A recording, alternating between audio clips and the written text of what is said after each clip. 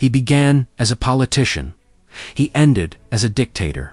And somewhere in between, Rome stopped being a republic. Julius Caesar did not seize power in a single moment. He accumulated it, slowly, strategically, until the system could no longer contain him. Before power, Caesar was not born into overwhelming privilege. His family had noble roots but limited influence. He grew up in a Rome defined by political rivalry and public spectacle. He understood early that politics was performance. Popularity mattered, image mattered, fear mattered.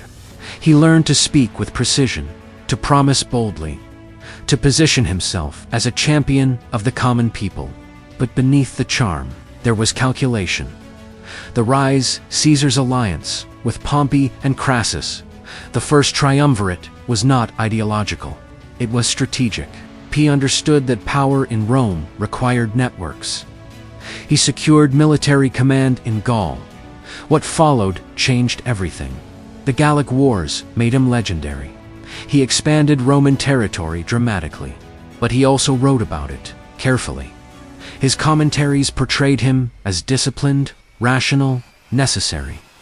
He controlled the battlefield and the narrative. Victories made him untouchable. Soldiers were loyal to him personally, not just to Rome, and that distinction would become dangerous.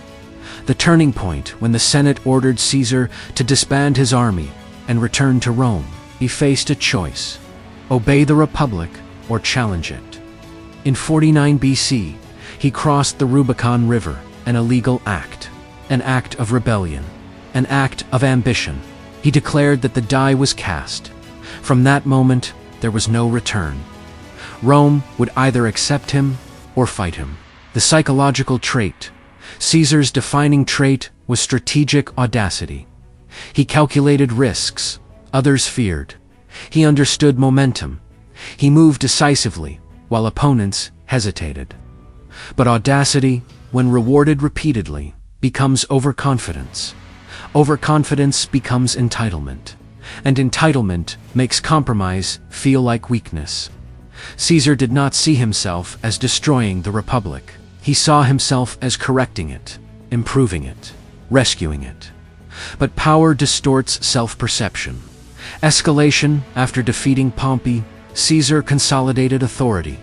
He appointed loyalists, reformed debts, expanded citizenship, restructured governance. On paper, many reforms were progressive, but the Senate grew uneasy. He accepted the title dictator for life. That phrase mattered. Rome had long feared kings. Now it had something close. He wore triumphal garments, sat on elevated thrones, allowed statues in his likeness. Symbolism changed perception. Was he still a servant of Rome, or becoming its master? Peak power at his height, Caesar was unmatched.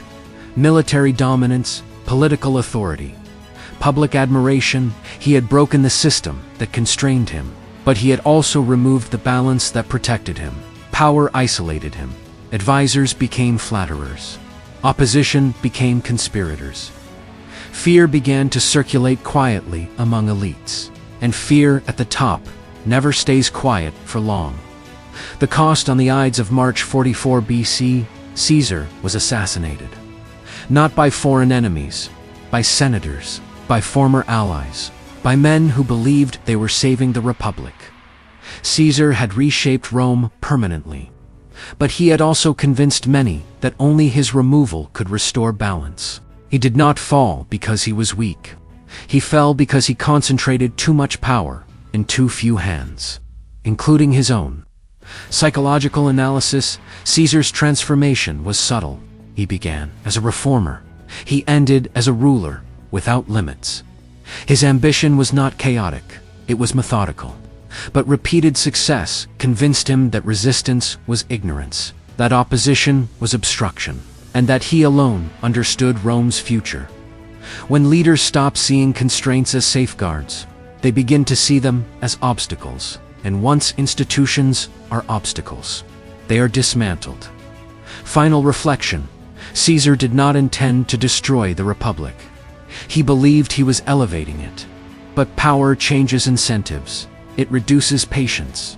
It amplifies certainty.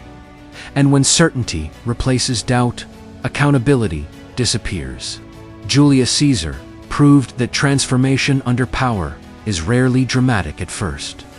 It is gradual, reasonable, defensible, until it is irreversible.